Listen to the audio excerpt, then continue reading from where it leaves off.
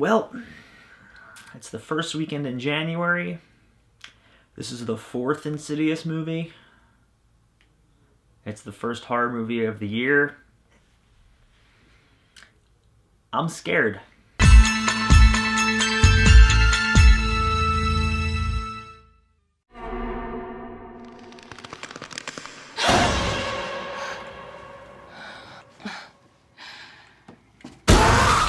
Insidious, The Last Key, or as it should be called because Hollywood is scared of the number 4, Insidious Chapter 4, is directed by Adam Patel.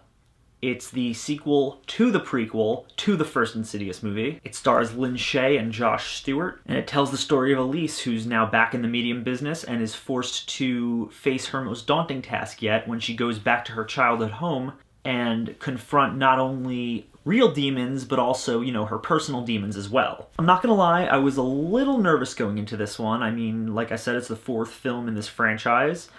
It was originally supposed to come out in October, and it was pushed back to the first weekend of January, which is usually, you know, the dumping ground for Hollywood. So I was a little nervous. I was kind of scared that this would be, you know, fucking awful. And I mean, were my fears validated? Kinda. Chapter 4 is passable. It's not offensively terrible. It's not even really that bad, but it does suffer from a distinct drop in quality from the last 3 films. And that's a bit disappointing to me. Before I get into the issues with it, there are a couple things I do want to praise. The first of which is Lin fucking Shaye. This woman is 74 years old, and she single-handedly carries this film on her back. There has yet to be a single film in this franchise where she is not giving it her all as Elise, and this film is no exception to that. She's tackling a lot more dark material in this, a lot more upsetting material involving Elise's personal demons and her abusive father, and a lot of really dark, upsetting shit.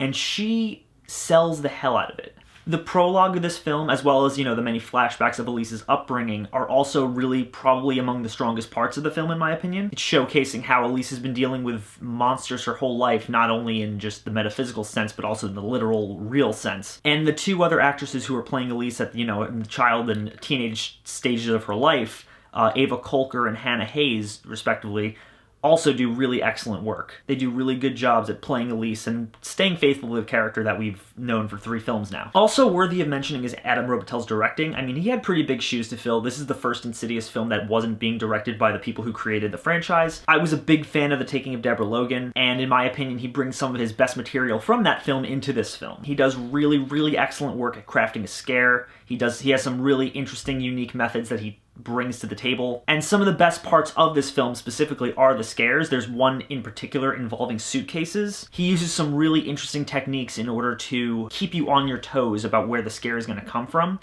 and it makes for some really, really great tense sequences. Now, that taking me into the more negative side of things, every decent scare in this film was spoiled in the trailer, and that pisses me off. It's insanely frustrating. I don't quite blame Adam Patel. I blame the fucking trailer house.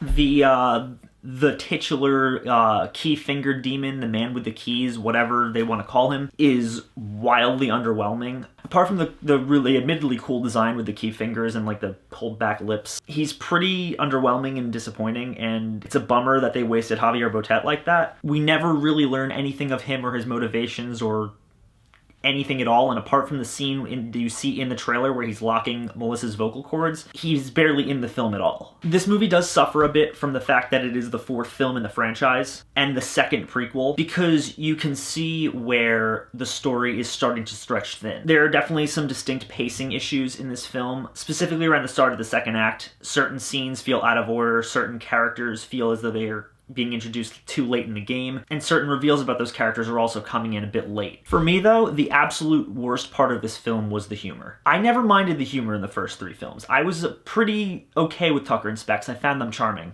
But in this film, they're dialed up to 11. They're pretty much unbearable. Nearly every scene with them is played for laughs, and when they're not sucking the tension out of the more horrific scenes, they're making the entire film wildly uncomfortable. There were a total of 2 jokes from them in this entire film that got a laugh out of me.